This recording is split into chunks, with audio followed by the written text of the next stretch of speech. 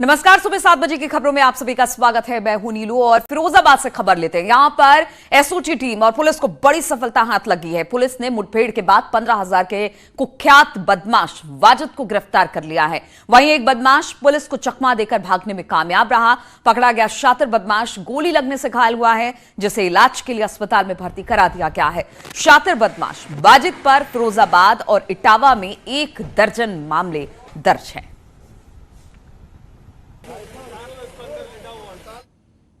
शीर्षागंज police को और हमारे जो फिरोजाबाद जनपद की एसओजी टीम है उसको सूचना मिली कि कुछ बदमाश किसी घटना की फिराक में घूम रहे हैं।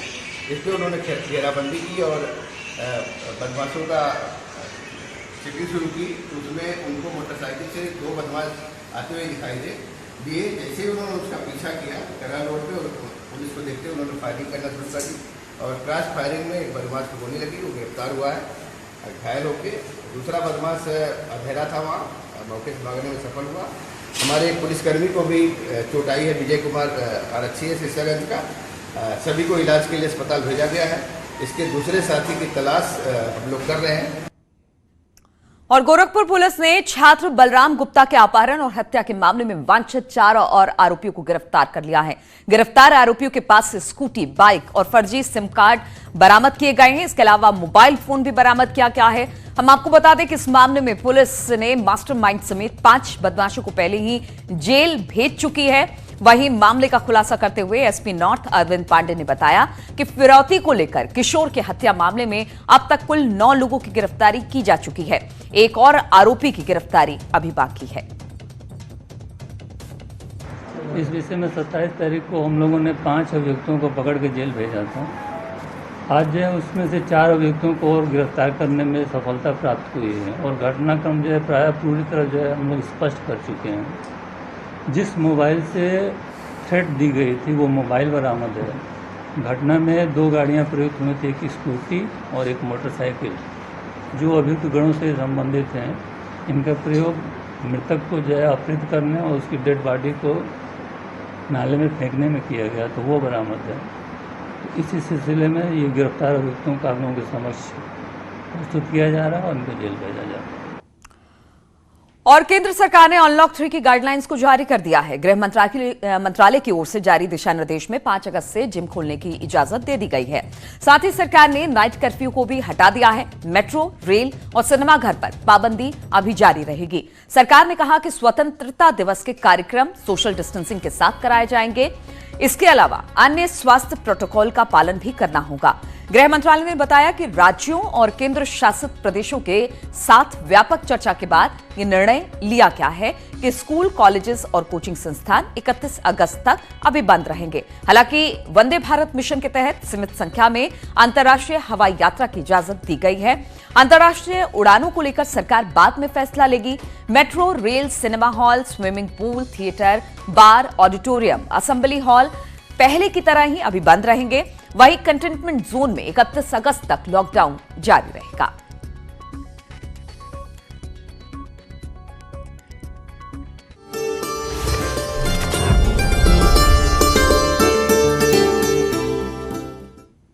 तो लखनऊ में सीएम योगी ने राज्यपाल आनंदीबेन पटेल से राजभवन में मुलाकात की। सीएम ने राज्यपाल को मेरी राम कथा पुस्तक भेंट की।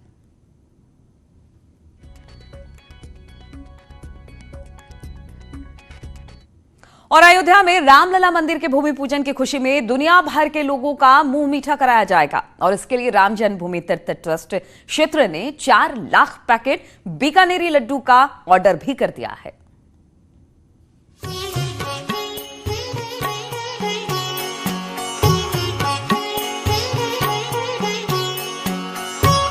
अयोध्या में रामलला भवन के भूमि पूजन में खुशियों के लड्डू बांटे जाएंगे। नए निर्माण के दौरान मीठा बांटने की परंपरा को सहेजते हुए राम जन्मभूमि तीर्थ क्षेत्र ट्रस्ट ने देश के लोगों के साथ साथ विदेशियों का भी मुंह मीठा कराने का फैसला किया है। इसके लिए 1 लाख पैकेट बीकानेर लड्डू का ऑर्डर भी दे दिया गया है। देसी घी और बेसन से बने हुए एक पैकेट में 4 लड्डू होंगे। भूमि पूजन के बाद खुशियों के लड्डू को रामनगरी में संतों और स्थानीय लोगों में बांटे जाएंगे। साथ ही सभी दूतावासों को भी लड्डू के पैकेट भेजे जाएंगे। अयोध्या में 3 अगस्त से 5 अगस्त तक भूमि पूजन की खुशी में दिवाली मनाई जानी है। 5 अगस्त को राम मंदिर निर्माण के लिए प्रधानमंत्री नरेंद्र मोदी भूमि पूजन करेंगे। इस खुशी को बनाए रखने के लिए ट्रस्ट ने देसी और विदेशी मेहमानों का मुंह मीठा कराने का फैसला किया है।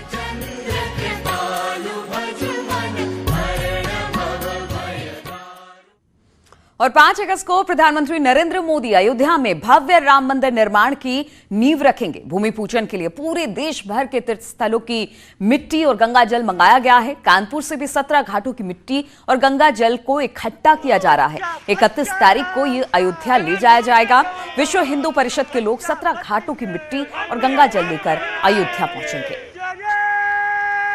इस वक्त मैं कानपुर के गंगा किनारे खड़ा हूं, जहां आप देख सकते हैं कि विश्व हिंदू परिषद के ये कार्यकर्ता कानपुर से इस मिट्टी और कानपुर के इस गंगा जल को लेकर अयोध्या के लिए 31 को यहाँ से निकलेंगे। इनके चेहरे की खुशी, इनका जोश काबिले तारीफ है। हमारे साथ विश्व हिंदू परिषद के पदाधिकारी भी हैं। देखिए किस तरह आस्था का ये केंद्र है, गंगा आस्था केंद्र है, और किस तरह दोनों हाथों से इस लोटे को रख के और दोनों हाथों में मिट्टी लेके, यानी गंगा की इस मिट्टी, पवित्र मिट्टी को लेके ये देखेंगे। सर कैसा लग रहा है आज का दिन आपके लिए? बहुत सुखद क्षण लग रहे हैं जीवन के। राम जन्मभूमि आंदोलन में एकदम नौजवानी में जुड़ा था। पिछले 500 वर्ष से अनेक पीढ़ियों ने इस आंदोलन के लिए अपने प्राणों की आहुति दी है। 84 से विश्व हिंदू परिषद ने सरयू के तट पर राम जन्मभूमि मुक्ति स्थान के लिए जो है अपना संकल्प लिया था, जिसको पूर्ण किया। 5 अगस्त का दिन ऐतिहासिक गौरवशाली क्षण के रूप में याद किया जाएगा। गंगा जल लेके अयोध्या के लिए 31 को कूच करेंगे। इनका एक ही चीज कहना है कि बच्चा बच्चा राम का, जन्मभूमि के काम का। विजिलेंस आशीष पांडे के साथ अमित गंजू, न्यूज़ 18 कानपुर। और अयोध्या में राम मंदिर निर्माण के लिए संभल से भी जल और मिट्टी जाएगी। संभल में विश्व हिंदू परिषद और बजरंग दल के कार्यकर्ता मिट्टी और जल जमा कर रहे हैं। 31 जुलाई को कार्यकर्ता जल और मिट्टी लेकर अयोध्या पहुंचेंगे।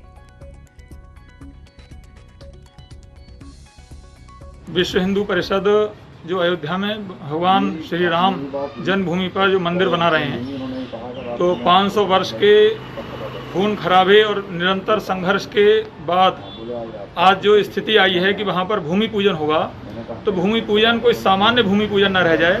संपूर्ण विश्व में जो तीर्थ क्षेत्र हैं, जो तपस्थली हैं, जो जहाँ जहाँ हमारे भगवान के चरण पड़े, उन सब जगहों का जल, वहाँ की मिट्टी, वहाँ की वनस्पति उस भगवान श्री राम मंदिर निर्माण में लगे।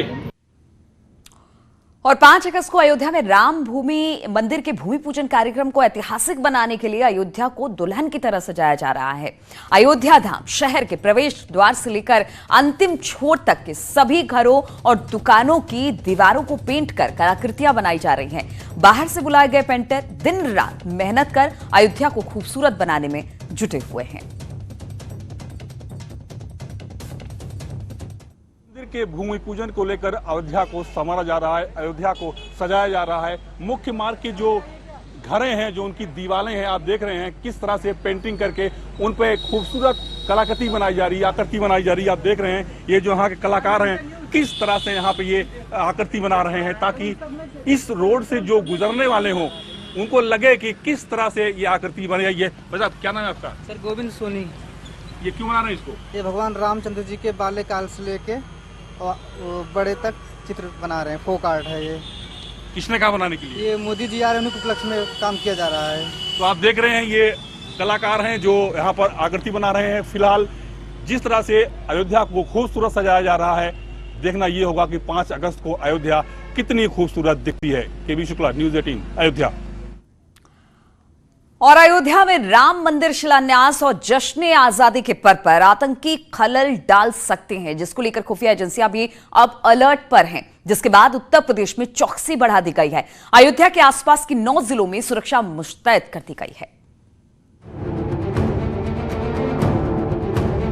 अयोध्या में आतंकी हमले का अलर्ट। राम मंदिर पर नापाक नजर।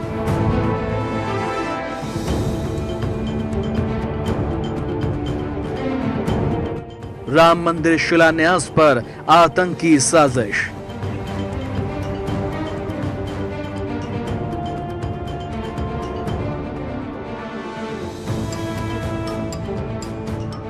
अयोध्या में राम मंदिर पर दुश्मन देश की काली नजर है। 5 अगस्त को भूमि पूजन कार्यक्रम में आतंकी हमले की साजिश रच रहे हैं, जिसको लेकर खुफिया एजेंसियों ने अलर्ट जारी किया है। इनपुट के मुताबिक पाकिस्तान की खुफिया एजेंसी ISI ने आतंकी हमले की पूरी योजना तैयार की है। इसके तहत लश्कर और जैश के आतंकियों को अफगानिस्तान में भेजकर विशेष ट्रेनिंग कराई गई है। सूत्रों के मुताबिक इन आतंकियों को 3 से 5 आतंकवादियों के ग्रुप में अलग अलग ग्रुप में भारत भेजा गया है, जिसको लेकर यूपी गृह विभाग ने सभी जिलों में सुरक्षा एजेंसियों को मुस्तैद रहने को कहा है। खासकर बॉर्डर वाले जिलों में विशेष एहतियात बरतने के निर्देश दिए गए हैं। खुफिया एजेंसियों के इनपुट के बाद ATS और STF को भी लगाया गया है। 5 अगस्त को अयोध्या में राम मंदिर का शिलान्यास और 15 अगस्त को स्वतंत्रता दिवस समारोह में खलल डालने के लिए रची जा रही है आतंकी साजिश। खुफिया एजेंसियों का इनपुट है कि इस दौरान अफगान ट्रेंड आतंकी कर सकते हैं फिदाइन हमला। एजेंसियों के इस इनपुट के बाद यूपी में हाई अलर्ट जारी हो गया है। खासतौर पर अयोध्या, काशी, मथुरा और प्रयागराज में बरती जा रही है सतर्कता। अयोध्या से सटे 9 जिलों में सीनियर पुलिस अफसरों को कैंप करने के लिए कहा गया है, जो लगातार कानून व्यवस्था, क्राइम कंट्रोल और VVIP मूवमेंट पर रखेंगे नजर। 5 अगस्त से 15 अगस्त तक आतंकी हमले का अलर्ट है। लखनऊ, वाराणसी, प्रयागराज, आगरा, मथुरा, गोरखपुर में सुरक्षा बलों को हाई अलर्ट पर रहने को कहा गया है। इस दौरान सभी जिलों में बस अड्डे और रेलवे स्टेशन की सुरक्षा बढ़ा दी गई है, तो सभी महत्वपूर्ण प्रतिष्ठानों और धार्मिक स्थलों की सुरक्षा भी चाक चौबंद करने के निर्देश दिए गए हैं। उधर हमले के अलर्ट के बाद अयोध्या में सुरक्षा कड़ी कर दी गई है। साकेत महाविद्यालय से राम जन्मभूमि परिसर तक घेराबंदी कर दी गई है। साथ ही रामकोट इलाके के लोगों को आवागमन के लिए पास भी जारी किए गए हैं। डोर टू डोर चेकिंग भी की जा रही है। Team news 18। और राम मंदिर आंदोलन के सबसे बड़े किरदार कल्याण सिंह ने न्यूज़ 18 से खास बातचीत की। कल्याण सिंह बोले कि 6 दिसंबर को विवादित ढांचा ना गिरता तो कोर्ट का फैसला कुछ और ही हो सकता था। उन्हें उनकी सरकार जाने का कभी कोई मलाल नहीं रहा, अब वो चैन से मर सकेंगे। और मैं ये कह सकता हूँ कि 6 दिसंबर 1992 को वो ढांचा ध्वंस न होता तो हो सकता है कि न्यायपालिका राम मंदिर बनाने का निर्णय देने के बजाय कुछ और निर्णय देती। जिस दिन ढांचा गया, एक प्रकार से उसी दिन राम मंदिर बनाने की भूमिका तैयार हो गई थी। और अयोध्या में राम मंदिर के लिए भूमि पूजन की तैयारियों के बीच सुन्नी वक्फ बोर्ड ने अयोध्या के रौनाही में मस्जिद निर्माण के लिए ट्रस्ट की घोषणा कर दी है। ट्रस्ट में 9 सदस्यों के नाम की घोषणा की गई है। सुन्नी वक्फ बोर्ड के अध्यक्ष जफर अहमद फारूकी ने बताया कि आवंटित की गई 5 एकड़ जमीन पर मस्जिद, रिसर्च सेंटर, लाइब्रेरी और अस्पताल के निर्माण के लिए इंडो इस्लामिक कल्चरल फाउंडेशन नाम से एक ट्रस्ट बनाया गया है। इसमें कुल 9 सदस्य होंगे। फारूकी ने बताया कि ये खुद इस ट्रस्ट के मुख्य ट्रस्टी एवं अध्यक्ष होंगे। आपको बता दें कि सुप्रीम कोर्ट ने बीते साल 9 नवंबर को राम जन्मभूमि बाबरी मस्जिद विवाद में ऐतिहासिक फैसला सुनाते हुए विवादित स्थल पर राम मंदिर के निर्माण की इजाजत दी थी। साथ ही मस्जिद के निर्माण के लिए मुसलमानों को अयोध्या में किसी प्रमुख स्थान पर 5 एकड़ जमीन देने का आदेश दिया था। और ट्रस्ट के ऐलान के बाद अल्पसंख्यक कल्याण मंत्री मोहसिन रजा का बयान भी सामने आया है। सेंट्रल वक्फ बोर्ड उत्तर प्रदेश ने ट्रस्ट बनाया है। उसका ट्रस्टी जो है वो सुन्नी सेंट्रल वक्फ बोर्ड हुआ, संस्थापक हुआ उस ट्रस्ट का, और उसके साथ साथ उनके जो मौजूदा चेयरमैन हैं वो उसके अध्यक्ष होंगे, उनका जो प्रवक्ता है वो उसका सचिव होगा और 7 मेंबर और होंगे। तो इस तरह से सुन्नी सेंट्रल वक्फ बोर्ड उत्तर प्रदेश ने उस जमीन को स्वीकार कर लिया है। आज के बाद अब इस तरह की चीजें जो उठ रही थी, जो सवाल उठ रहे थे, उसका जवाब भी आपके सामने आ चुका है। और सावन के महीने में एक तरफ जहां पर देश भर में बम भोले की गूंज सुनाई देती है, वहीं कान्हा की नगरी में सावन के महीने में 10वीं के दिन ब्रज के मंदिरों में काली घट का आयोजन किया जाता है। काली घटा का आनंद लेने के लिए देश विदेश से लोग कान्हा की नगरी पहुंचते हैं। लेकिन कोरोना काल में अब श्रद्धालुओं की संख्या काफी कम दिखाई दे रही है। लेकिन मंदिर में भगवान के उत्सव में कोई कमी नहीं आई। श्री कृष्ण जन्मस्थान पर भगवान की काली घटाओं में विराजमान कर उनको सावन के आनंद की अनुभूति कराई गई। आज 10वीं के दिन, श्रावण शुक्ला 10वीं के दिन काली घटा का आयोजन प्रतिवर्ष होता है, उसी परंपरा के अनुसार आज कालीघटा की सज्जा भगवान श्री केशव देव के मंदिर में की गई है। तो वहाँ पर मोर, गाय विचरण करती हुई और घनघोर बादलों के रूप में संपूर्ण वातावरण काला कपड़े से कालीघटा का रूप देने का प्रयास किया गया है। ब्रेक के बाद एक बार फिर से आप सभी का स्वागत है। तो मॉरिशस के सुप्रीम कोर्ट का उद्घाटन करेंगे प्रधानमंत्री मोदी। भारत की मदद से तैयार हुआ है मॉरिशस का सुप्रीम कोर्ट। वीडियो कॉन्फ्रेंसिंग के जरिए शामिल होंगे प्रधानमंत्री मोदी। इसमें मॉरिशस के प्रधानमंत्री प्रवीण जगन्नाथ भी होंगे शामिल। आज दोपहर 12 बजे ये कार्यक्रम रखा गया है, जब मॉरिशस के सुप्रीम कोर्ट का उद्घाटन किया जाएगा।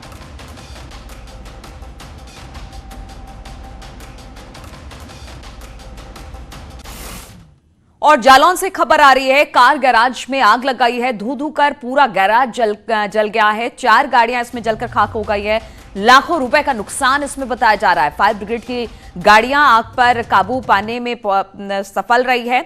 आग लगने के कारणों का अब तक नहीं पता चल पाया है कि आग लगी किस वजह से है, लेकिन खबर यही आ रही है कि जालौन में एक कार गैराज में आग लगी, जिसमें 4 गाड़ियां जलकर राख हो गई हैं। लाखों का नुकसान बताया जा रहा है। और फिलहाल जो दमकल की गाड़ियां थी मौके पर पहुंचकर अब उसने आग पर काबू पा लिया है, लेकिन आग किस तरह से लगी है इस बात का अब तक पता नहीं चल पाया है। भैया समझते चला शाबाश फायर ब्रिगेड।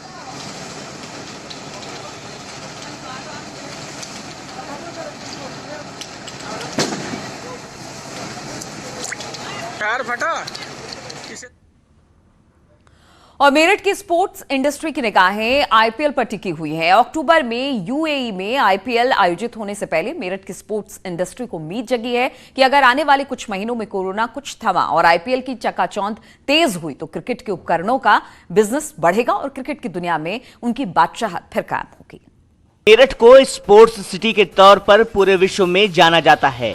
क्रिकेट खेलने वाला हर देश और यहाँ के खिलाड़ी मेरठ के नाम से जरूर परिचित हैं।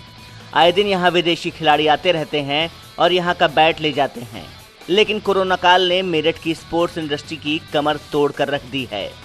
मेरठ की स्पोर्ट्स इंडस्ट्री एक बार फिर से उठ खड़े होने के लिए बेताब है।